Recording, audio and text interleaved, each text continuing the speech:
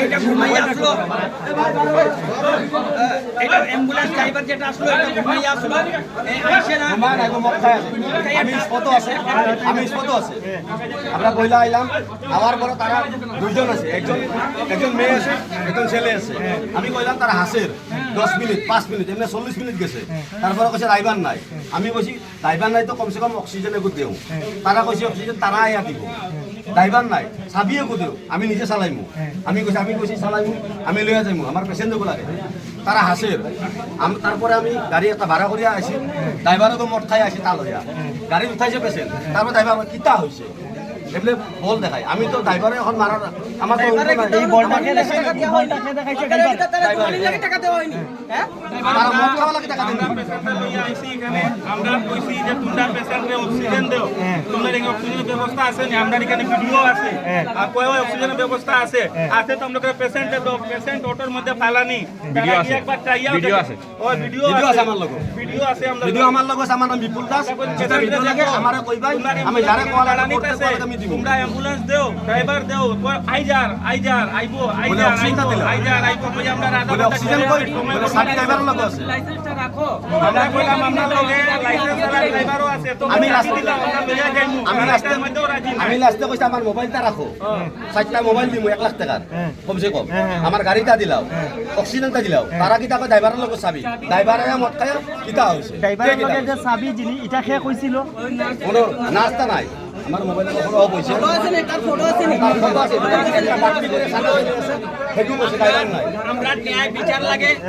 আমি আসামর সিএম মামারে কইয়ার এই পরিবারে একজন রোজগার করনেওয়ালা আসলো, কারণ যেটা এটা সরকারি জায়গা আইয়া গাফলাতিতে মারা গেছে, যাতে এই পরিবারে একটা মুআবজা দেওয়া হোক এবং এই পরিবারের স্ত্রীর এক ছেলে স্ত্রীর সরকারি চাকরি দেওয়া, এইটা আমার সরকারের মামার এখানে অনুরোধ দাবি, আমরা সবার দাবি আছে নিবা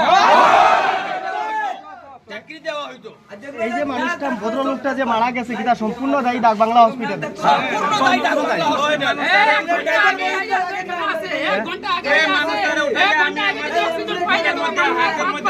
যখন তার শ্বাস চলতে আসিল অবস্থা আমরা শিলকুড়ি যাওয়া পর্যন্ত তার শ্বাস বন্ধ হয়ে গেছে। পেট নিচকে তার অক্সিজেনের কমি, অক্সিজেন পাইছে না, ওটার লাগি তার শ্বাস বন্ধ হয়েছে। ওই টাইমে যদি তারা অক্সিজেনটা মুখের মধ্যে লাগাইয়া দিত সে তো কিছু একটা তো অনেকটা পেশেন্ট হয়ে আইছি, অনেকটা পেশেন্ট হইয়া আওয়ার পরে প্রায় দিন ড্রাইভারে দেখি 10টার সময় পরে ড্রাইভারে দুই পাইতা না। এটা কিটা এখানে যে সময় আজকে না তো আরেক কয়েকদিন আগে আমরা একটা পেশেন্ট হইয়া আসলাম, পাইছি না ড্রাইভার, পাইছি ড্রাইভার নাই, ড্রাইভার নাই।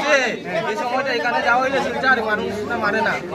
এখানে পেশেন্টটা আনা হয়েছে কেমন সময় রাখা হয়েছে? 1 ঘন্টা হইছে।